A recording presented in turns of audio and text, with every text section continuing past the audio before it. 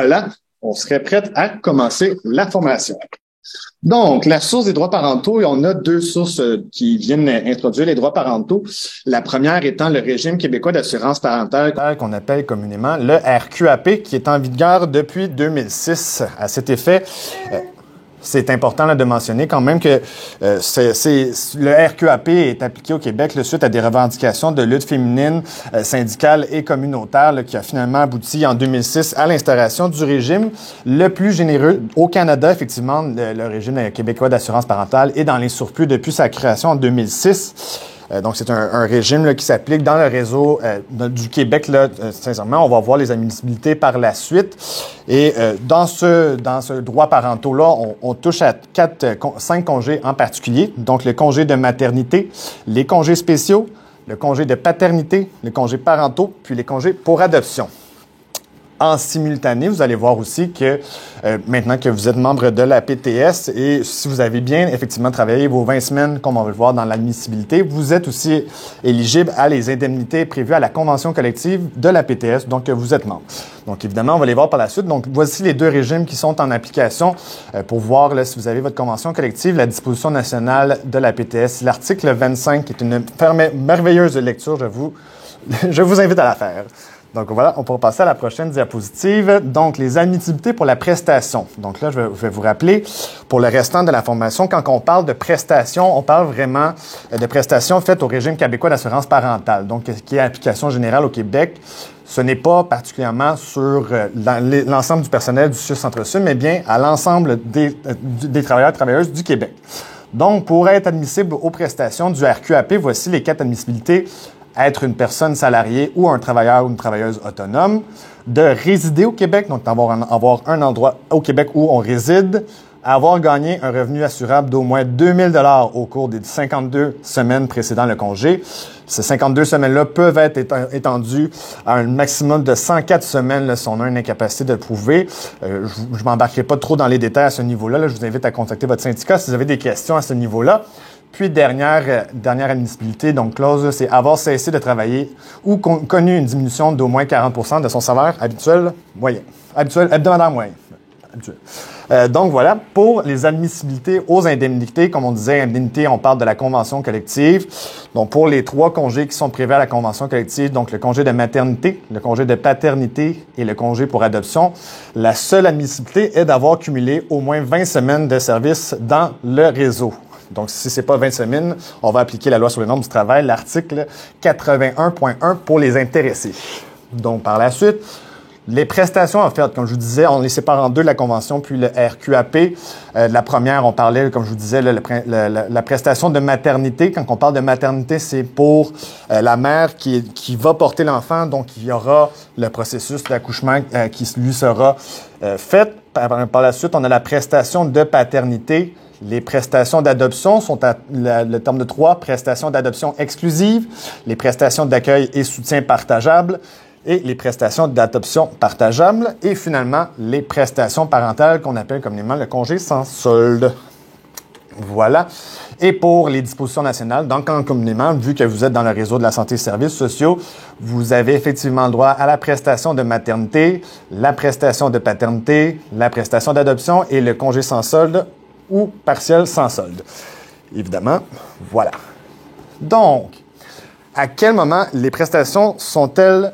puis avant de commencer d'entrer directement dans le congé de maternité, là, vous me permettrez une petite parenthèse. Vous verrez dans le chat de notre rencontre, là, il y a 2 documents qui ont été déposés, soit le programme de prévention pour une maternité sans danger, puis la brochure de la PTS, le retrait préventif de la travailleuse enceinte ou qui allaite. Donc, c'est effectivement là, des droits qui sont prévus aux conventions puis aux lois d'application générale en ce qui a trait aux personnes, donc aux mères porteuses.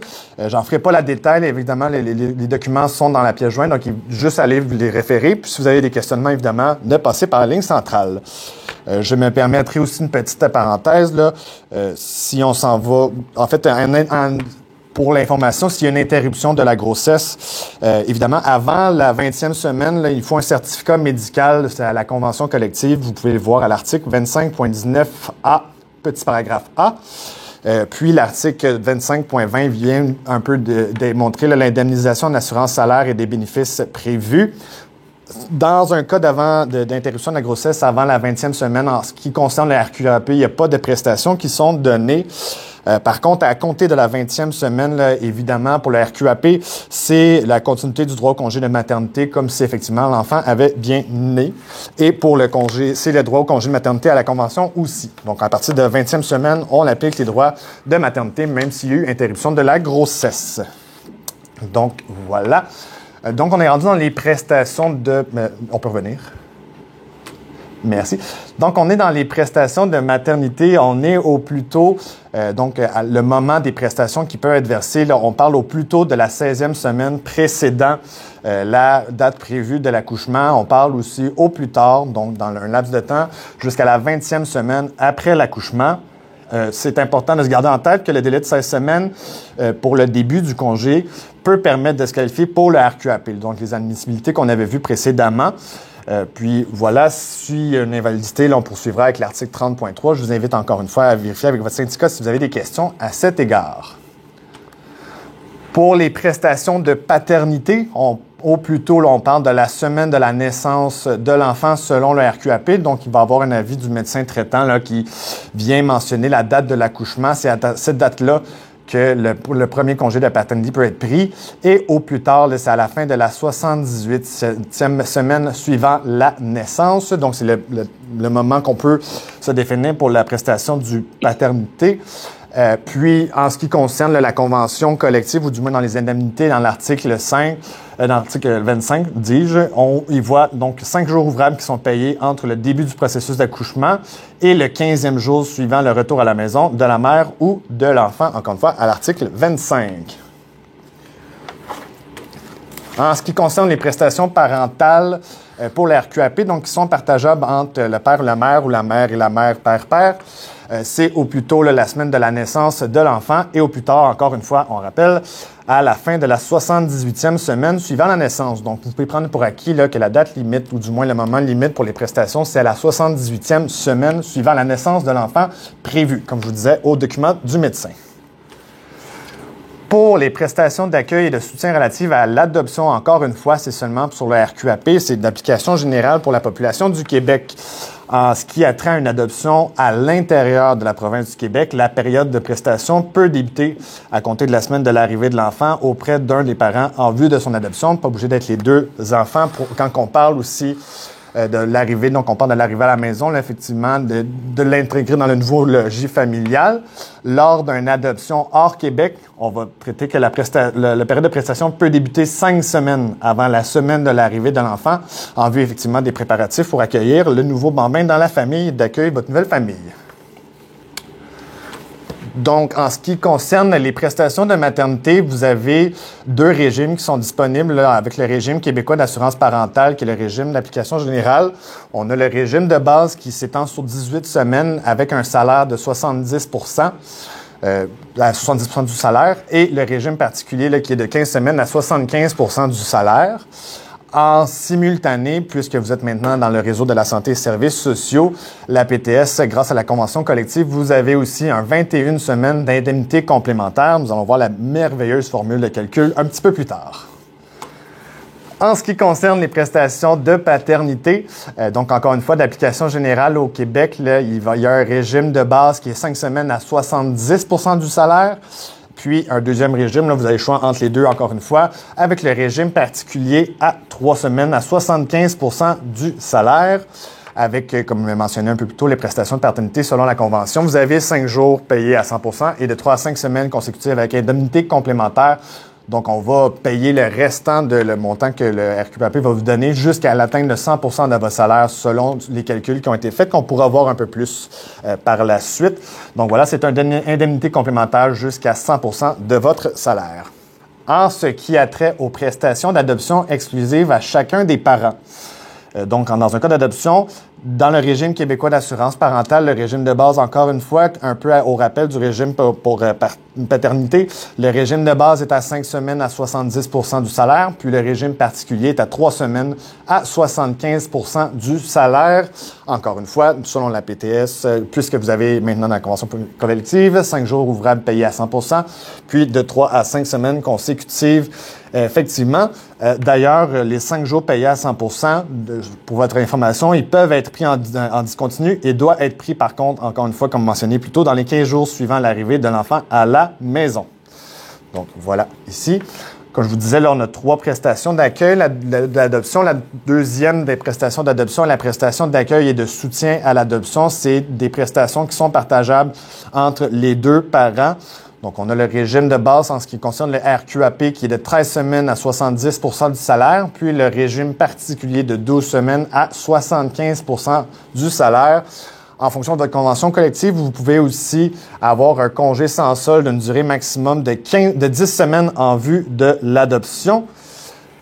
Puis, effectivement, pas de problème par la suite, c'était la fin.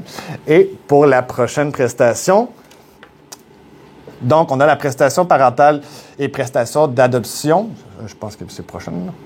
Oui, qui est partageable. Donc, voilà, là, c'est ce qui est partageable entre les 2 parents. Puis quand on dit parents, évidemment, là, on parle de père-mère, mais aussi de mère-mère et père-père, selon, évidemment, votre réalité. Dans le régime de base du régime québécois d'assurance parentale, nous avons là, les 32 semaines qui est possible. Donc, les 7 premières semaines de ce régime de base sont payées à 70 % du salaire. Et les 25 semaines suivantes de votre 32 semaines possibles est à 55 % du salaire. En ce qui concerne le régime particulier, on y va avec 25 semaines au total à 75 % de votre salaire. Dans les 2 cas qui arrivent, puis là, c'est une réalité un peu plus au Québec, là, du moins, le RQAP tente de vouloir changer la dynamique des couples, ou du moins de la responsabilité parentale en ce qui concerne les nouveau-nés. Le RQAP là, essaie d'inciter les parents, du moins la figure paternelle ou la mère qui fera figure paternelle ou du congé de paternité, dans un moment où dans les semaines peuvent être partagées dans les 2 si les 2 parents utilisent donc, si on parle du régime de base, les 2 parents peuvent avoir 8 semaines. Si les 2 parents, donc on va prendre un cas typique de nature, père et mère, si papa et maman prennent 8 semaines de congé, le RQAP rajoute 4 semaines qui sont partageables à 55 % du revenu. Évidemment, c'est une incitation pour la prise des congés paternels, mais aussi d'inciter les pères à prendre de la place un peu plus là, dans l'évolution du bambin. On l'a vu au Québec, sur les analyses, là, la grande majorité des prestations parentales et d'adoption sont prises par les mères. Et voilà là, un peu l'incitatif pour le RQAP de partager ces congés-là. Je dois vous mentionner par contre là, du moment, en fait, puis là, je vais finir ma parenthèse, en ce qui concerne le régime particulier, là, effectivement, si les 2 parents prennent chacun 6 semaines, on rajoute un 3 semaines qui est partageable à 55 % du salaire. À celle-ci, je rajouterai une petite bémol, évidemment, du moment que les parents prennent le congé qui est prévu selon le RQAP, du moment que le congé est terminé, si on est éligible à l'ajout des 8 semaines, les semaines partageables doivent être prises par la seule personne qui n'a pas pris son congé. Je m'explique. On ne peut pas rajouter des semaines de congé à quelqu'un qui aurait déjà fini son congé du régime de base ou du régime particulier. À l'instar, si le père prend les 8 premières semaines, puis c'est la mère qui prend la suite, les 4 semaines partageables ne pourront pas pris par le père. Ce sera évidemment pris par la mère par la suite. Donc voilà la petite bémol qui est important selon moi de vous mentionner. En ce qui concerne les prestations parentales ou prestations d'adoption, en ce qui concerne la convention collective, à l'article 25, le chapitre 3 ou 4, je m'abuse, on parle d'un congé sans solde qui est disponible en termes de prestations d'adoption. Donc, quelle est la durée des différentes périodes de prestations? C'est la question que tout le monde s'attend, bien évidemment. Donc, la naissance ou l'adoption multiple en fonction du RQAP, donc si on a plusieurs enfants à la suite d'un autre, là, soit des jumeaux ou plusieurs enfants dans un court laps de temps, la naissance, du moment de l'adoption ou d'une adoption multiple, le régime de base du RQAP, on rajoute 5 semaines additionnelles de prestations parentales ou d'adoption exclusive selon la réalité à chacun des parents à 70% du salaire, donc à chaque enfant de plus, que ce soit l'adoption ou l'accouchement. Puis pour le régime particulier, on parle de 3 semaines additionnelles de prestations parentales ou d'adoption exclusive à chacun des parents à 75% du salaire. Évidemment, si vous avez pris le régime de base pour le premier congé, le congé de maternité, évidemment, à chaque naissance subséquente, on aura le régime de base. Du moment qu'on choisit un régime, on peut pas changer en cours de milieu. Donc, l'application sera pour le même régime. Mais sachez que s'il y a naissance multiple, vous êtes quand même à couvert. Selon le RQAP, après que la prestation d'assurance, le régime québécois d'assurance parentale. Prochain. Donc, quel est le montant des prestations que vous recevrez durant votre congé? Donc, comme mentionné un petit peu plus tôt, la première, là, vous avez le choix du régime de base ou du régime particulier, donc 70 ou 75%. Puis, le restant des semaines, là, comme j'avais parlé un petit peu plus tôt, sera à 55% de la rémunération moyenne assurable. Donc, on parle de la rémunération totale des 26 dernières semaines à l'emploi.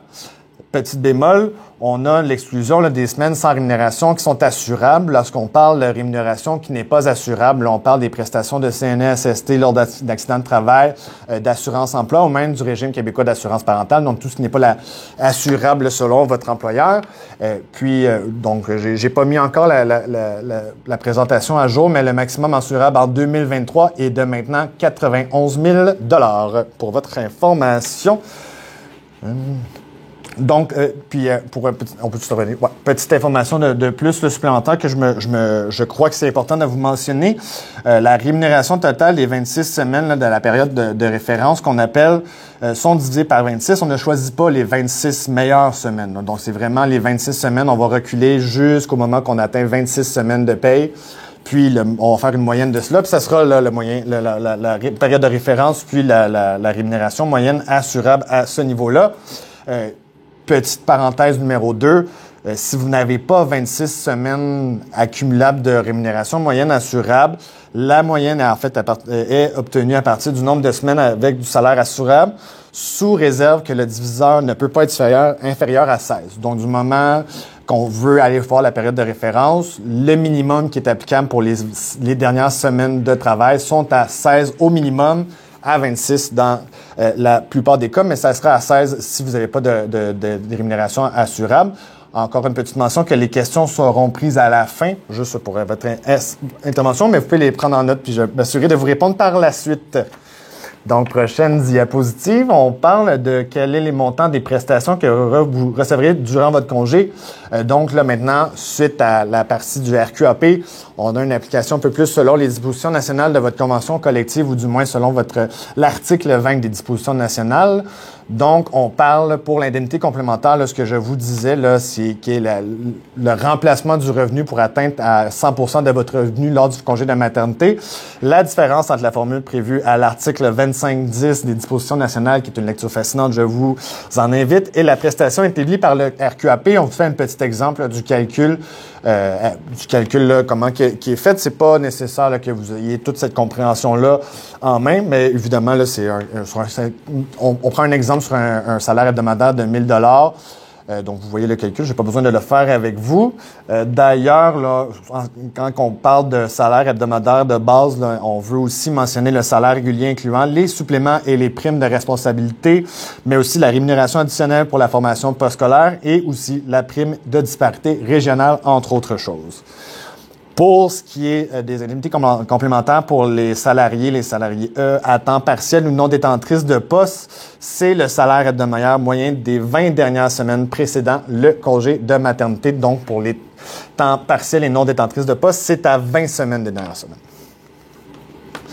En ce qui concerne les congés d'adoption et de paternité, l'indemnité, encore une fois, complémentaire à 100% de votre salaire.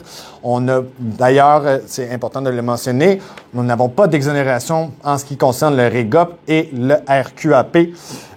Donc, c'est des indemnités complémentaires qui correspondent à la différence entre le montant versé par le RQAP et le salaire de base, évidemment, comme on vient de le voir précédemment. Donc, on peut passer dans un petit calendrier de congé maternité selon la convention collective de la PTS et puis le RQAP. Donc, c'est deux régimes qui sont en simultané. Là, vous pouvez voir en haut complètement, le régime de la PTS est applicable à vous parce que vous êtes dans le service des réseaux de la santé et services sociaux dans la catégorie 4. Donc, vous avez effectivement droit à un congé de maternité de 21 semaines, puis d'un congé sans solde ou partiel sans solde de 2 ans par la suite à la prise de votre congé de maternité. En ce qui concerne le RQAP, comme on en faisait mention au début, vous avez le choix entre le régime de base et le régime particulier.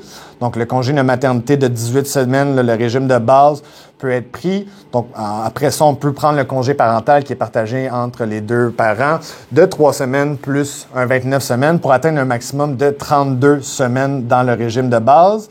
En ce qui concerne le régime particulier, si vous choisissez ce régime, on parle du congé de maternité de 15 semaines. On parle d'un 6 semaines suivi d'un 25 semaines pour arriver à un total de 40 semaines. Puis par la suite, là, dans les deux options selon le RQAP, on poursuit avec la prise du congé sans solde ou partiel sans solde en fonction de la convention collective et des choix de la salariée.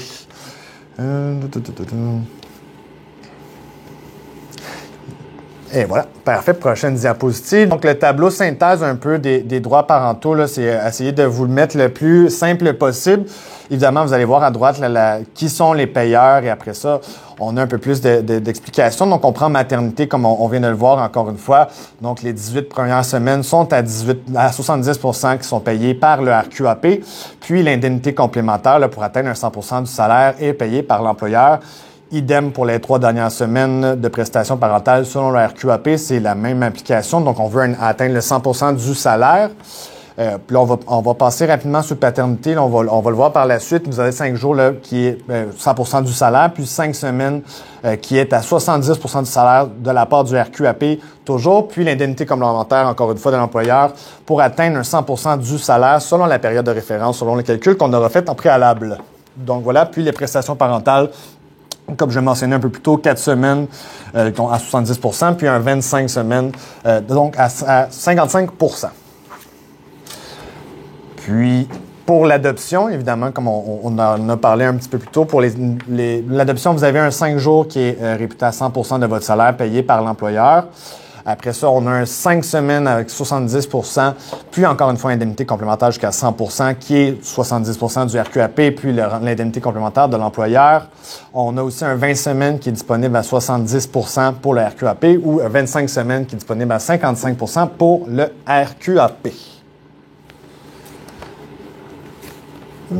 Puis, encore une fois, pour comme je vous disais, là, il y a trois prestations d'adoption prévues dans les régimes de base. Là. Pour les 5 premiers jours, on parle des 2 premiers jours à 100% du salaire selon l'employeur. Les 3 journées seront sans solde.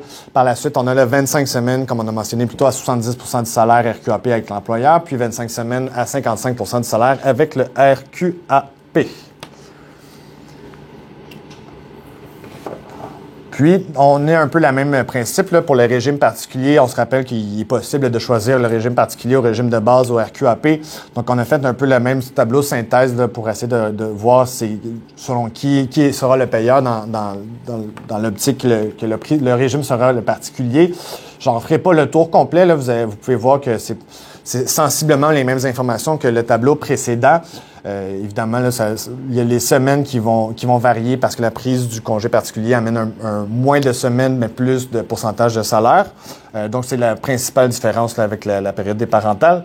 Mais voilà, c'était un peu pour vous imager là, en tableau les informations qui vous sont partagées aujourd'hui, ou du moins pour vous permettre une meilleure compréhension dans l'optique de la compréhension des droits parentaux. Puis, finalement, on a le régime particulier par la suite. Okay. Donc, l'adoption autre que celui de la conjointe ou de d'un conjoint. Là, évidemment, c'est important de faire distinction avec l'adoption. Puis j'ai peut-être omis de le faire au début, je m'en excuse. Là. Effectivement, on peut adopter un enfant qui n'est pas celui de notre conjointe. On peut passer par les voies accessibles de l'adoption, mais il est aussi possible d'adopter l'enfant ou l'enfante d'un conjointe. À ce moment-là, effectivement, c'est la même application. On a des droits qui sont prévus avec le régime québécois d'assurance parentale qui sont marqués au tableau. Là, effectivement, on a un 5 jours à 100% de l'employeur lors de l'adoption d'un enfant qui est autre que celui de la conjointe-conjointe, 3 semaines à 75% avec indemnité complémentaire, puis 37 semaines par la suite pour l'accueil du nouveau bambin à 75% du salaire payé par le RQAP. Puis, en fait, lors de l'adoption d'un enfant de la conjointe ou du conjoint, là, du moment qu'on veut passer à l'adoption, comme le dit, de l'enfant de notre conjointe, c'est les 5 premiers jours sont offerts. Les 2 premiers jours sont à 100% du salaire. C'est payé par l'employeur. Par la suite, on offre un congé sans solde de 3 jours pour l'accueil du bambin. Puis, par la suite, là, c'est un 40 semaines qui est prévu selon le régime québécois d'assurance parentale, payé à 75% du salaire que l'on a calculé effectivement là, de la période de référence, comme je faisais mention, des 26 semaines précédant le congé de maternité. Donc, voilà. Donc, les droits et obligations prévues à la convention collective, ou du moins, on vous a fait un recensement là, des droits que vous avez prévus à la convention collective. On a fait un petit recensement, là, en fait, de l'article 25, essayer de vous le vulgariser d'une façon le plus simple qu'on le pouvait. On en est rendu avec ce tableau. Je vous éviterai là, de vous nommer directement les articles de la Convention. Là, je vous invite encore une fois à aller lire l'article 25 qui est à la page 100 de votre Convention nationale, Convention collective et disposition nationale. Une très intéressante lecture. Ça m'arrive de le lire beaucoup à plusieurs reprises. C'est fort intéressant. Donc, en ce qui concerne votre ancienneté, lorsque vous êtes une salariée à temps complet, vous avez l'accumulation de votre ancienneté. C'est la même chose pour votre expérience, la même chose pour la prise aux vacances, la continuum. Et pour les congés de maladie, c'est la même chose. À ce niveau-là, autant du niveau des personnes à temps partiel ou non titulaires de poste ou autant là, pour les salariés à temps complet, il est important de faire attention. En décembre, là, si je ne m'abuse, c'est le 15 décembre. C'est la semaine où a lieu le paiement des banques de congés maladie. Effectivement, il est suggéré de suspendre le paiement des indemnités du RQAP pour vous éviter d'être pénalisé, évidemment, parce que, vous l'avez compris, le paiement des congés de maladie est considéré comme une rémunération assurable. Donc, dans le calcul du montant qu'on devra vous dépayer, ce montant serait retiré. Donc, au final, vous auriez une prestation un peu moindre. C'est pas trop dommageable, mais quand même, c'est une bonne information, selon moi, à vous mentionner. Donc, attention si tout le processus de droits parentaux arrive aussi, tombe en décembre, de faire attention à cette petite bémol. En ce qui concerne les salariés à temps partiel ou non titulaires de poste, là, on parle d'une accumulation selon la moyenne hebdomadaire des jours d'ancienneté accumulés au cours des 12 derniers mois de prestation de travail. En ce qui concerne l'expérience au travail, on parle d'une moyenne hebdomadaire des heures travaillées des 12 derniers mois ou des 20 dernières semaines, dépendant lequel qui est applicable. Évidemment, si les 12 derniers mois ne sont pas applicables, on ira avec les 20 dernières semaines. En ce qui concerne les vacances, on continue l'accumulation des vacances à 8,77% à 11,21% sur le salaire de base, à partir duquel l'indemnité de congé de maternité a été établie. Puis, même chose là, pour la congé maladie, c'est une accumulation de 4,21% sur le salaire de base, à partir duquel l'indemnité du congé maternité a été établie. Si vous voulez... je ne vais pas vous mentionner les articles de la Convention, ce n'est pas très intéressant. Donc, avis, aide-mémoire, là, c'est avis et délai au congé de maternité et au congé parental. Donc, avant le congé de maternité, il faut l'événement, là, ça serait d'envoyer un avis écrit à l'employeur, un certificat médical. Là, vous allez faire un suivi probablement avec un médecin traitant. C'est important de garder l'employeur quand même informé des délais ou du moins des dates là, en ce qui concerne probablement votre accouchement ou des dates de retrait préventif au travail. Là, encore une fois, là, je vous réfère vers les documents qui sont mis dans la discussion. Là. Au terme du délai minimal d'avis écrit à l'employeur ou au certificat médical, le salarié doit faire parvenir, et c'est écrit à l'article 25.09, son avis 2 semaines avant le début du congé. Donc, avant la prise du congé maternité, il faut avertir l'employeur 2 semaines à l'avance pour lui dire « je vais commencer mon congé maternité à telle date ». Du moment qu'on est à l'extérieur des 2 semaines avant la prise du congé, on devrait être correct. Là. À ce niveau, encore une fois, s'il y a des problèmes avec l'employeur, quoi que ce soit, je vous invite à contacter votre syndicat qui va être là. Ils pourront vous référer au moyen là, des bonnes personnes si c'est nécessaire. Donc, par la suite du moment de la prise du congé de maternité, il faut faire la demande par la salariée des prestations au RQAP. Donc, c'est à faire le plus tôt possible, la semaine civile du début du congé de maternité. Donc, du moment que vous avertissez 2 semaines à l'après, 2 semaines par la suite, du moment que le congé de maternité arrive, c'est bien de faire la demande au RQAP là, pour qu'il y ait le calcul sur la période de référence, puis pour établir effectivement le salaire qui vous sera versé, puis qui sera envoyé à l'employeur pour que lui puisse vous verser l'indemnité complémentaire par la suite. Donc, pour la salariée qui ne réside pas au Québec, la demande de prestation doit se faire à l'adresse Internet ou à un centre d'assurance emploi. Je ne crois pas que, puisque vous êtes salarié de Centre-Sud, je ne crois pas que c'est applicable, mais c'est quand même une information qui est importante à ce niveau-là. Si vous êtes salarié qui ne réside pas au Québec, je vous invite à contacter votre syndicat. Là. Probablement qu'ils pourront vous donner plus d'informations à ce niveau-là, puisque vous êtes une catégorie pas à part, là, mais du moins qu'il y a une application générale qui est un petit peu plus particulière à votre égard. Pour donc cette salariée qui ne réside pas au Québec, la demande doit se faire par l'adresse Internet et doit être acheminée au début du congé de maternité, donc du moment qu'on enchaîne avec le congé de maternité suite à l'avertissement avec l'employeur. Et on envoie à l'employeur le reçu officiel du RQAP ou du RHDCC, attestant du montant des prestations versées par l'un ou l'autre de ces régimes publics. Vous aurez compris, là, comme je vous disais, c'est en termes de l'indemnité complémentaire. Le RQAP doit savoir c'est quoi la période de référence, faire les calculs pour pouvoir ensuite l'envoyer à l'employeur. Cette demande-là de reçu officiel du RQAP doit être faite dès que possible, encore une fois, pour obtenir le versement des prestations de l'employeur dans les 15 jours suivants. Donc, du moment là, que vous envoyez un avis écrit à l'employeur pour vous prévoir là, du congé de maternité, je vous invite quand même à un petit rappel ici. Là, tous ces éléments doivent être faits le plus rapidement possible, mais du moment que c'est fait, on va pouvoir continuer le congé de maternité avec plus de sérénité. On peut continuer. Pour la réception par la salariée de l'avis de retour au travail, là, du moment que les congés de maternité, paternité et de congés parentaux sont terminés, il y a une réception. Là, en fait, le salarié doit aviser l'employeur de son retour au travail. L'avis doit être reçu la 4e semaine avant la fin du congé de maternité. C'est l'article 25.17. Donc, il faut simplement mentionner à l'employeur que vous allez faire un retour au travail par la suite, donc 4 semaines avant votre retour au travail. Évidemment, l'avis écrit à l'employeur du report des vacances si ces dernières sont prévues à l'intérieur du congé de maternité. Donc, évidemment, là, si vous avez déjà pris vos vacances, puis finalement, l'avis a ses agrégats, vous êtes finalement enceinte, félicitations.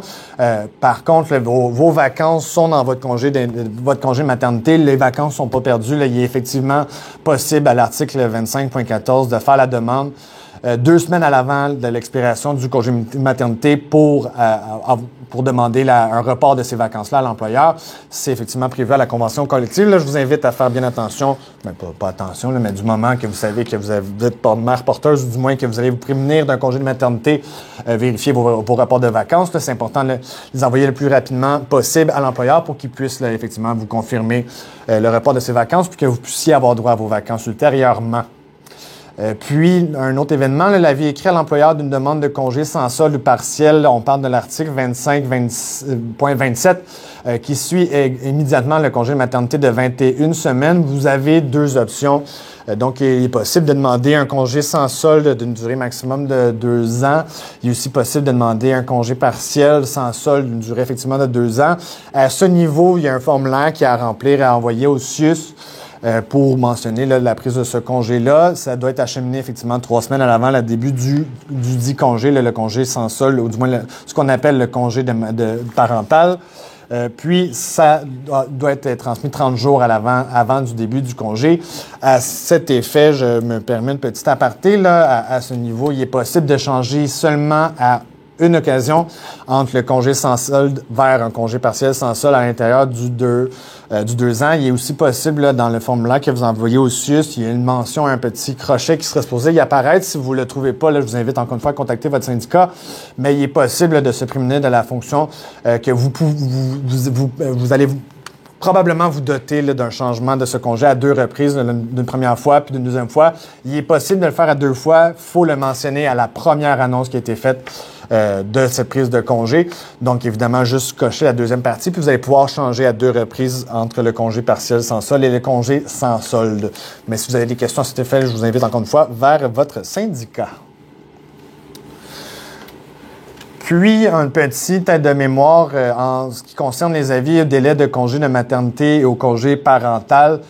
Donc, évidemment, là, on essaye encore une fois, c'est la continuité des dernières diapositives, là, on essaie d'être le plus clair possible. Ça reste un sujet quand même assez aigu, ou du moins avec beaucoup de complexité. Donc, évidemment, on a essayé de rendre ça le plus simple possible, mais c'est pas... faut comprendre que c'est pas applicable à 100% des situations. Toutes les situations sont uniques en soi, puis ont leur propre application, puis ont leur propre application, autant de la façon de la convention collective, autant de la façon du régime québécois d'assurance parentale. Donc, voilà pourquoi on n'essaie pas trop d'y aller dans le spécifique, mais on veut une formation plus globale, pour permettre un peu plus la compréhension à tous. Donc, en ce qui concerne la fin du congé de maternité et du début du congé parental, là, donc comme mentionné là, au RQAP, ce qui est prévu, c'est qu'il est possible de prendre le congé de maternité en simultané le congé de paternité selon leur admissibilité puis selon leurs prestations. Puis par la suite du congé de maternité, on n'est pas obligé de retourner tout de suite au travail. Il est possible de se doter d'un congé sans solde pour un congé de 52 semaines, plus ou moins. Donc, voilà les avis écrits pour un congé sans solde ou à partiel sans solde de 52 semaines et moins. L'avis est de 21 jours avant son retour au travail, donc le retour qui est prévu après le congé de maternité. On parle de l'article 25.32. En ce qui concerne là, les congés de 52 semaines et plus, on va parler d'un 30 jours avant le retour du congé. Là, encore une fois, l'article 25.32, deuxième paragraphe, si je ne m'abuse. Puis, si du moment là, que le congé de maternité se termine, vous souhaitez finalement avoir un retour en date prévue, qui est la date là, butoir après le congé de maternité, c'est 2 semaines avant l'expiration du congé sans solde. Donc, en fait, je me rétracte là, du moment que le congé sans solde est supposé finir, partiel sans solde, 52 semaines ou moins ou plus. Donc, il faut avertir 2 semaines à l'avance l'expiration du congé sans solde. C'est votre devoir d'avertir l'employeur que vous allez être de retour à l'emploi. Évidemment, là, c'est important de le mentionner parce qu'il est possible, là, du moment qu'il n'y a pas la date de prévue n'est pas soumise, ou du moins la personne salariée ne revient pas à la date prévue, là, on s'engage vers des mesures avec l'employeur, probablement administrative, là, du moins, là, on pourra, à ce niveau-là, je vous invite à de recontacter votre syndicat là, si c'est votre cas, mais on essaie de pas y aller. Là, ça envoie beaucoup plus de complications, puis il faut juste envoyer l'avis 2 semaines avant l'expiration du congé, donc un petit rappel. Là. C'est absolument quand même très, très bien fait. Puis, par la suite, à la fin du congé parental, là, ce qu'on appelle communément le congé sans solde, comme vous voyez par la suite, il est possible, là, effectivement, de faire une demande de rachat du congé sans solde à Retraite Québec. Donc, évidemment, dans votre congé sans solde, vous n'êtes pas cotisant au REGOP, là, vous n'avez pas de prestation qui est prévue pour votre retraite. Il est possible, somme toute, après votre congé, de demander de payer par après là, ces prestations-là. Ça peut être acheminé dès la fin du congé ou plus tard lors de la retraite. Toutefois, une demande de rachat formulée dans les 6 mois suivants le retour au travail n'entraîne aucun frais d'intérêt. Donc voilà, c'est si vous êtes éligible, en fait, si ça vous tente. Et voilà, je me permettrai là, une petite synthèse globale, là, puisque je vois que j'ai été dans mon temps. Félicitations moi-même. Donc, si je peux me permettre là, de vous faire une petite synthèse finale, là, puis j'espère que ça aurait été clair pour certains d'entre vous. Dans le fond, là, vous avez l'application du RQAP qui est aussi applicable avec l'application de la convention collective. Les deux sont dans la même situation. La convention collective vient évidemment, vous l'aurez compris, bonifier l'effet du RQAP qui est dans l'application générale au Québec. Comme vous êtes salarié syndiqué, là, vous avez la bonification de la convention collective. Somme toute, là, ce qu'il faut en comprendre, c'est que ces deux régimes-là travaillent de pair pour vous permettre, là, avec l'indemnité complémentaire puis le remplacement de revenus, de vous avoir un revenu maximal ou du moins le meilleur du possible en ce moment au Québec dans des cas d'adoption ou de mise au monde d'un enfant. Que ce soit, là, encore une fois, là, que ce soit mère-père, mère-mère, père-père, on a tous des droits égaux à la Convention et à la loi du RQAP. Donc, en guise de synthèse, je me permettrai de faire ce petit aparté. Là, voilà. Donc, si on se remet dans le moule, on commencerait avec un congé de maternité. Vous avez le droit, effectivement, de choisir le régime que vous voulez applicable. Par la suite, évidemment, là, puis en simultané, il est possible d'avoir le congé de paternité. Puis par la suite, là, on tombe sur le congé parental. Du moment que dans le congé parental, les semaines sont partagées entre les deux parents, on a un ajout au RQAP, comme je vous disais, là, selon le régime de base particulier. Puis après ça, là, ce qu'on appelle le régime parental, qui est le congé sans solde là, par la suite de l'accouchement, qui est un maximum de 2 ans. Pour prendre soin du nouveau bambin. Puis après ça, là, après les 2 ans, on est de retour au travail. Là. Puis là, encore une fois, je ne vais pas entrer dans les spécificités parce que le droit parentaux est en pleine ébullition au Québec. Là. Le RQAP, c'est quand même bien implanté au Québec, mais c'est quand même juste implanté depuis 2006. Donc, on est en perpétuel changement. Puis je vous dirais que de termes d'application générale, on en voit des situations très, très aiguës, très, très fines à chaque fois et des questions très alambiquées qu'on peut pas parfois répondre. Là. Il nous reste un petit 15 minutes ensemble. Là. Je vais prendre par la suite les questions si vous en avez ou des commentaires. Là, évidemment, là, si vous avez détesté la formation, vous pouvez me le dire. J'ai quand même un très grand ego. Ça va bien à ce niveau-là. Donc, mais voilà, là, c'est un peu l'essence même de ma formation. J'espère que ça vous aura plu. J'espère que vous avez eu un peu plus d'informations. Sinon, là, évidemment, je vous invite en ce qui concerne le RQAP, d'aller visiter le RQAP. Là, si vous voulez, là, ou du moins vous voulez avoir un peu plus de réponses à vos questions, la foire aux questions du site Internet du Régime québécois d'assurance parentale en est un des meilleurs au Québec. Là, vous avez beaucoup de questions avec beaucoup de possibilités de. Moi, je m'y réfère souvent là, pour répondre à des questions. Donc, je vous donne un de mes petits trucs. Puis, évidemment, là, le site de la PTS, comme je vous disais, là, pour le document là, de la retraite préventive. Puis par la suite, évidemment, je vous invite à venir voir votre exécutif local, l'exécutif Centre-Sud. Si vous êtes en DITSA, vous aurez le plaisir d'être répondu par moi-même. Ou sinon, ce sera mes collègues qui sont tout aussi compétents. Là. Puis voilà, là, je vous invite quand même à venir vous informer parce que c'est pas un article de la Convention qui est facile, mais ça reste des droits qui vous sont acquis, qui vous sont dus. Donc voilà, je me tairai pour la suite des choses. Je prendrai des questions et c'est la fin aussi de l'enregistrement.